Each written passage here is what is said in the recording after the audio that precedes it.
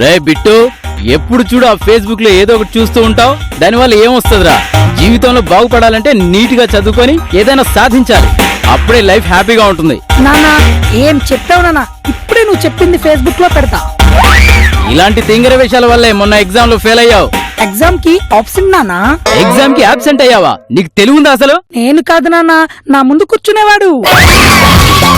నాన్న ఊరికే కోప్పడకు, అలా కూర్చుని ఈటీవీ ప్లస్ చూడు. అసలే నవ్వుల నవంబర్, కూల్ అవుతావు.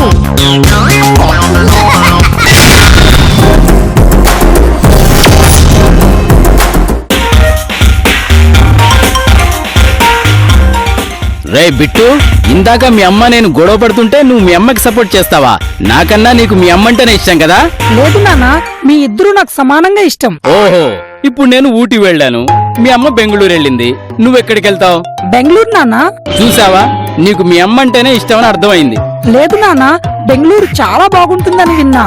అలాగా? అయితే నేను బెంగళూరు వెళ్ళా, మీ అమ్మ ఊటీ వెళ్ళింది, ఇప్పుడు ఎక్కడికి వస్తావు? ఊటీకి వెళ్తానా? చూసావా, ఇప్పుడు కూడా మీ అమ్మ అంటేనే ఇష్టం అని అర్థమైంది కదా?